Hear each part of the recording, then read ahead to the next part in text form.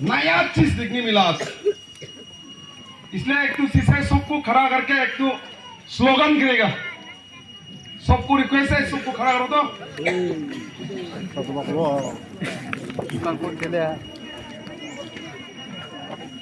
देवरा गुलासा देवरा गुलासा देवरा गुलासा थैंक यू रिस्पेक्टेड आज का प्रोग्राम का चीफ गेस्ट श्री देवराल गुलासा रिस्पेक्टेड हम लोग का एमसा प्रोजेक्ट रिस्पेक्टेड विजिट लगता था और रिस्पेक्टेड गुलों का गौरा सेक्रेटरी और गांव-गांव से आया गौरा सेक्रेटरी जो बीजेपी का पार्टी का प्रेसिडेंट सेक्रेटरी मंडल का जितने भी आज में एक प्रोग्राम के लिए आज इधर में एक खाता करके जमा हुआ सबको हमारा तरफ से नमस्कार। अरे अनुजी मेरा मैं मन तीरा मा पीमीरा अनुई को कौन सी सीगा माइबांग इसका अनुजी में माकी मा कुछ अनुई मुई कहते ले तारा सब क्या ले कहते तारा कोते भी ने सब क्या ले कहते लो दिया है अनुई मा ये लोड़ा अनुई पतुम पढ़ने के ना चमड़ी पते मारा पतुम के चेहरा ना चमड़ी की ना अनुई हांगे मा इबे मा अनुई हांगे डिप्लोमा की इबे मा ले बने चिया अरे अनुई जा हमारे क्या कोई लोग इसके पास कोई लोग काम में मैं हरका ग्लोबल आमुई या क्रिस्टियन ग्लोबल आमुई अजाय अगर तलो रमो ले जा अनुई सब कैथलिक कहते लो जा यही तीन बार लो जा मुई कैथलिक बम डालो मुई कैथलिक मैं अगर देखो सीएम पे उनको रमे कहते जा चिकित्सा अनुई पिलो जा अनुई चिका दुम दिलो आते ले चिका ने अनुई सीएम आनो में भी यूँ ले अगर अनुई तुम पहने में मुझे चंबारी ना अनुई दुम रामे नमते लगे हाँ मैं नमुले चिका नमुले हमारे को मिनिस्टर पुण्य नाइके को संसार लो तैसी में एक सेबले जा हमारे को लोग लाले पांगाई में लाले चिया हमारे चीज़ पाते मापना पाले पुलों सिया लामुले हाँ चीज़ पासा लो ते मारता दी बजा वहाँ का ताई माँ पाते उले एक जब पुलों लाले बने चिया ले अगर अनुई माँ इबे गौर सिया ना लेकिन अनुई सोहे किंग माँ उन्हें जेकना किंग माँ मुलो वहाँ sama kakaknya anu ida tenene metakas lo. Nanti ni mana samsi lo, nda kan gana rasangum ja, ni ya samre, pesola ke campur dong aja ja, bimikse mo mama kum teh ja, ja, amikse mulu tak ni ja, kakak ke campur tak kata teh tidak leh. Pasti kum ja, cepor tulungan anu isi me pemain maleh. Anu zona ni ana ni, mai ibe orang anu soal king mama ja. अनु इसे पो कांगे लुराते हैं हमारे ना रामका वो पीने आतु ले रहे हैं समाज तो किन्हीं फायदा नहीं हमारे स्कूल ले लानी अरे सोने ने कौन तुंदा हमें अनारे में कौन इबे लुदा हमें कचरे अनु चीज़ा अनु लुंगन नहीं लुदा सब क्या ले क्या तेरे लुदा अनु माँ इबे किया थे को अनु ले चिकन लुंगी हमारे क्या नु गुस्सा बिजा अनु गुस्से में सा बिजा तेरे ना तेरे को ini mau ada nak komenye mau tu dah komenye beri dah tak apa mak panas tak lupa ya kacau dah tensi mau cukup kerana ciri tu macam panas pak kau besar lupa kacau dah panas lek kau tu dekam dah ko pasti dah orang kata ini kau betak seks anu gomen pungomen anu ini ni cepi ko mana magle anu iklan so petap so mana kau kiki so mana kau nutel so karena aku lidarnya kau ramai, aku lidarnya kau tu ni ikut aku cakap saja, ramai mana i final tu milong apa mana? Apa sih kena mah aku tu usian saja, mata tempat ni dia pelong pipa tu namai. Untuk orang macam Maibang ispo oleh kau siap le, pelong pipa namai, amai pom pulih pipa jara, sebab apa? Anak ka, ayah kan tak pipa tu orang namai. Apa sih kena Maibang orang namai. wang kata mereka ambil kek kalau mau tu piang lagi waktu mai projek itu tu ni buat sekai mereka ke anu lung sang tu ke bukan tu terus ke anu mai memang objek ni sampai sudah ini kita tu kan sampai sudah mereka tu kan jenak king memang ko karena sampai ini terus tina mana tu beramai ini cara ni karena asama sampai sudah mereka tu salah dah tak kau nak piang क्या दो में क्या फैमिली जा कोई क्या दो तरह फैमिली जा जितना सा है अमरा में मिचू ही को ये टीम लोग ते में हम आई गया भी सो के चिमरा में आई ने कहीं क्या ना नहीं भी का नहीं लोग कम ना था हमारे सेंटर के ना हमारे मुझे पाव कच्चा हमारे क्या ना अन्य को चिमरी सारी हिम्मत भी सो सुना कच्चा क्या ना हमारे अन्य को टीमा सागा जीवन गोला कच्चा जा हमारे पुलों पे पैसे मांगने betul yang mana, peramang mana, pemutri sih mana, pengurus society yang sih mana, belum pipa jatah TV saja, hai kena ngokam nak boleh. Apa sih kena nak jatah TV kena saja, naik ke sini nak masa sih aku, naik ke berapa masa orang aku, karena hamarai BJP government kau jatah TV kata saja, namun mereka kena ngokam nama, hamarai cow government,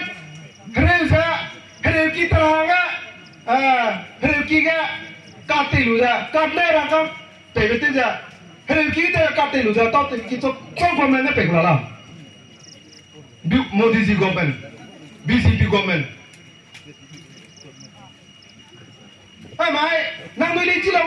काटी बेगा लैंडस्लाइड का पिकी में तो टिंग बेगा हमारे अंदर को सिया बिलों पे पच्चा बुकुई ये मेरा बिलों का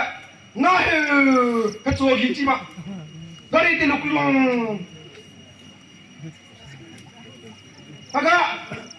mai anu ko leadership anu pili ka to pe vida sui prenci da sui o se gra pachai kre me le ja te la no le nga sa da ka sa ho mi gu district ang da mai nanu li chilo me mai lai song ria ga ma hor ke na chu ja lai song pui ki la sa ting ai blo ga Manipur ne kilo जा, नागालैंड ने kilo जा, apa umpaya jarangga, kena aku cuma mulai jebusui.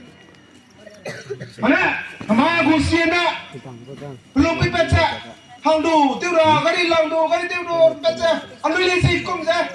lebar mata ini sikum ja. Umpaya kikip kalau na pastor jalan, kau mendai minge, umpaya kikip pastor mangle ya, kau kat longona, kari umpaya pastor jalan. Pacikum ja, hama itu. Mai cakap lidah si buat andar lo, mai diorol,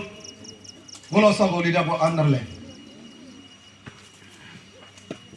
Amai, ane hari apa pentingnya? Cakap kau mana, rasul kat free, happy pun tu happy kalau lo. Cakap pihak ini tiga, mintu pema. Amai, happy ni free ni pun tu lo rasul kat.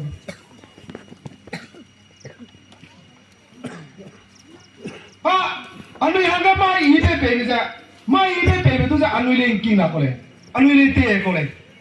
Merata tu kata belum baca anu linking slow.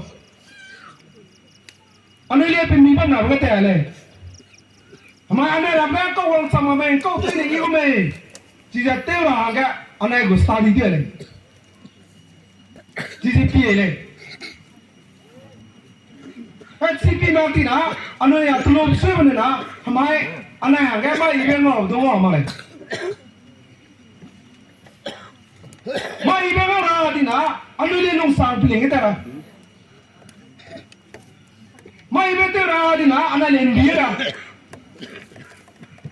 Mai, nang le lu tadi pergi lu dia deh, tahu deh gitu. Hari kau bawa tata barang, kau le mula tiga lah. Lu le dia itu ah, tata je, mah je, ini orang pikal je. Telur kau bila nak mula tiga isu. Pecikum je, anak itu tadi tu je. Anai le anai lum pe kaca, mita le tiga anai, mipu me sabi anai. Merambat tu berarti dah anai ga, cia raja habis lo kan. Anai tu berarti dah tim cara kaca saja, anai lum apa boleh. Ini tu, ini lum pe tu, ini ngaku, anai dumni ngalu ya, ke, anai mai betul tu tu. Hatta tu begini ya, bawa dua ya, dumni tapi begini. Ngaka di na anu le mata tu pelama, kita balak lama. Karena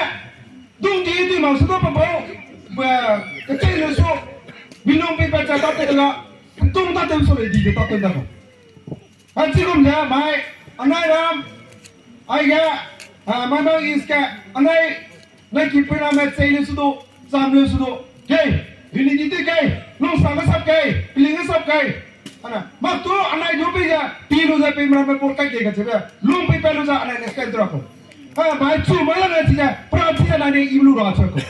ana say begini nanti dah tu ini na mai cuma mana tu anai dulu tu apa ko ana say bau ja ni bau ja san listing mai penuh kan mana tiru macam ni kan ni sakada na perhati ibu na jalan boleh kata saja cian oh jadi na nama ma titi leja parti yang ai sang mangko itu tebon dah tebel ma Dili ya, amai wang kagak begitu.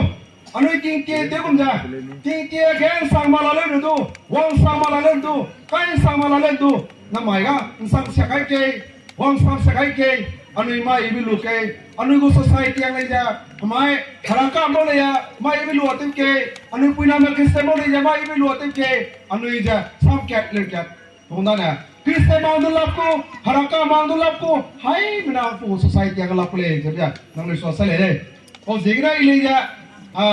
tingki ilija, manugo menampu Indonesia, bolusa pa MDC kan tabale iwang lah ya, impedit canda, abjai pun sangga pa aja, keluarga, fikir urusan tabale iwang lah. Oh zikra ilija, anai ram Guilongkam ke ilija, akluar bunda. Aki penam nam dah, nam dia dah, nam ni karib, je ile karib dah, I karib je nam ni karib dah. Oh je ini nam itu kau luza ile ya, maya guni jadak le, ama iba ile rangu, nam ni ne wang salah plan ile, nam itu ngarah dah, ile lamui, nada anu kakak tu ngarah le jadi, kakak kuat sih le jadi, kakak kolu ne le jadi, mana anu ma iba ngau le jadi nam ni salah deh, ini salah santi lah, itu ile wang sangat lu dah punam tu. Maaf saya ni semua salah maka siap jenis salah deh. Oh segera, anu imata tebel yang ya, jika tu nomor sebab ke, lidah mana marah ni king ke, sidang anu yang ible sebab ni salah deh. Apa segera, ini anu itaga, rangan lebai dah, ile ini sanjuni ni bah, sasoi ni bah, नहीं लेकिन हम इन्हें लूँगा मेरा कुछ पेड़ नहीं होते आईना और सबका मदान मैं लूँगा इतना मैं मेरा बसन समाप्त करता हूँ थैंक यू